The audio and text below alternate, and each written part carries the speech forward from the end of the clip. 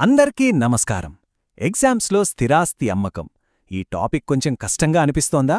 ఏం పర్లేదు, మంచి మార్కులు తెచ్చిపెట్టే ఒక పర్ఫెక్ట్ సమాధానాన్ని ఎలా రాయాలో స్టెప్ బై స్టెప్ విడమరిచి చూద్దాం. రండి మొదలు పెడదాం.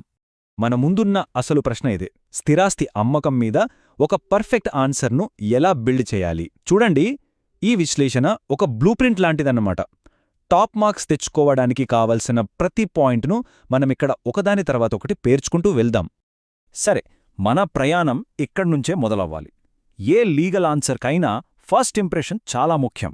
దానికి పునాది ఏంటంటే ఖచ్చితమైన నిర్వచనం. సో మన సమాధానానికి ఫౌండేషన్ ఇక్కడే వేస్తున్నాం.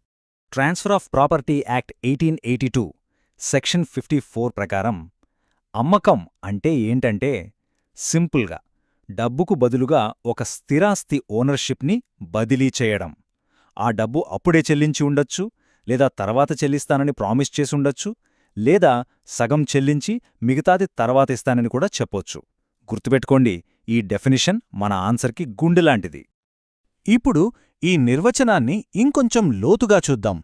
ఇందులో ముఖ్యమైన అంశాలేంటంటే: 1. ఇది ఓనర్షిప్ యొక్క పూర్తి బదిలీ. 2. రిజిస్ట్రేషన్ అయిన వెంటనే ఇది అమల్లోకి వస్తుంది. 3. ఇది మనం చూడగలిగే, తాకగలిగే స్థిరాస్తులకు మాత్రమే వర్తిస్తుంది.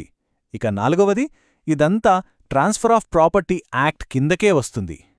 మన ఫౌండేషన్ ఇప్పుడు స్ట్రాంగ్గా ఉంది. ఇప్పుడు దానిమీద మన ఆర్గ్యుమెంట్ అనే బిల్డింగ్ను కడదాం. అంటే ఒక సేల్ చట్టబద్ధంగా చెల్లాలంటే తప్పనిసరిగా ఉండాల్సిన అంశాలేంటో చూద్దాం. ఇదిగో ఆ 6 అత్యంత కీలకమైన అంశాలు. ఇవి లేకపోతే అది అసలు సేల్ అనే అనిపించుకోదు. ఓనర్షిప్ ట్రాన్స్ఫర్ అవ్వాలి, అది స్థిరాస్తి అయ్యుండాలి, ప్రతిఫలం కేవలం డబ్బే అయ్యుండాలి, అమ్మేవాళ్లు కొనేవాళ్లు సమర్థులయ్యుండాలి, ప్రాపర్టీ విలువ 100 రూపాయలు దాటితే ఖచ్చితంగా రిజిస్టర్డ్ సేల్ డీడ్ ఉండాలి, ఆపై ఇద్దరి అంగీకారం స్వచ్ఛందంగా ఉండాలి. ఎగ్జామ్ ఆన్సర్లో ఈ 6 పాయింట్లు కంపల్సరిగా ఉండాల్సిందే. కేవలం డెఫినిషన్లు, ఎసెన్షియల్స్ రాస్తే అది ఒక మంచి సమాధానం అవుతుంది. కానీ మనం ఒక అద్భుతమైన సమాధానం రాయాలనుకుంటున్నాం కదా, అలాంటప్పుడు ఇంకొంచెం డెప్త్కి వెళ్ళాలి.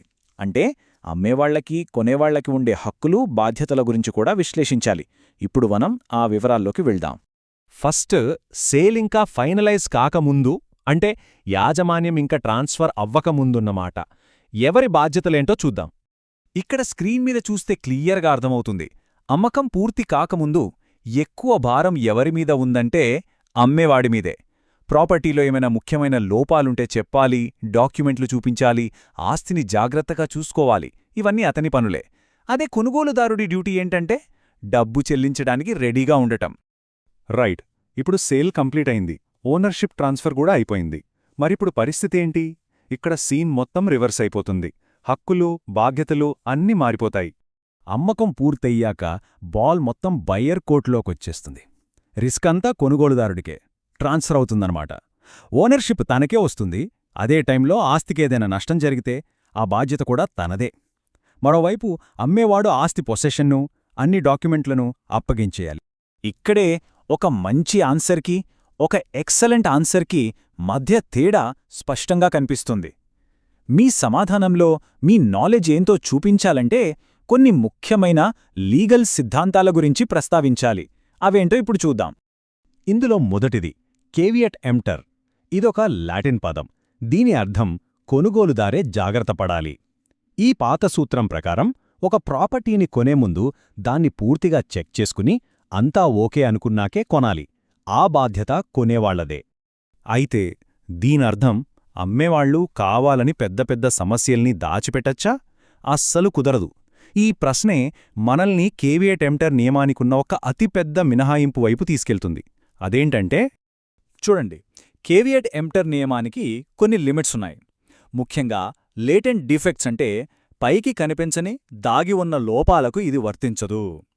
ఆస్తి విలువను దెబ్బతీసే ఎలాంటి మెటీరియల్ డిఫెక్ట్ అయినా అమ్మేవాళ్లకు తెలిసి ఉంటే వాళ్లు దాన్ని ఖచ్చితంగా బయటపెట్టాలి. ఒకవేళ అలా చేయకపోతే కొనేవాళ్లు ఆ కాంట్రాక్ట్ని రద్దు చేసేయొచ్చు. ఇక ఇప్పుడు మన ఆన్సర్కి ఫైనల్ టచ్ ఇవ్వాల్సిన టైం వచ్చింది. ఒక టాపిక్ మీద మీకు పూర్తి అవగాహన ఉందని చూపించడానికి బెస్ట్ వే ఏంటంటే దానికి సంబంధించిన వేరే కాన్సెప్ట్స్తో దాన్ని పోల్చడం. ఇదే మీ సమాధానానికి ఒక పవర్ఫుల్ ముగింపునిస్తుంది. ముందుగా sale versus contract of sale.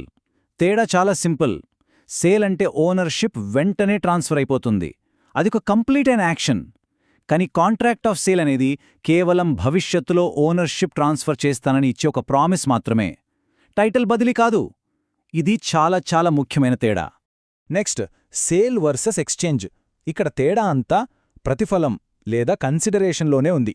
సేల్లో ప్రతిఫలం డబ్బు, ఎక్స్చేంజ్లో ప్రతిఫలం డబ్బు కాదు, ఒక ప్రాపర్టీకి బదులుగా ఇంకో ప్రాపర్టీ. అంతే తేడా. చివరిగా సేల్ వర్సెస్ గిఫ్ట్. ఇక్కడ కూడా మళ్ళీ ఫోకస్ అంతా కన్సిడరేషన్ మీదే.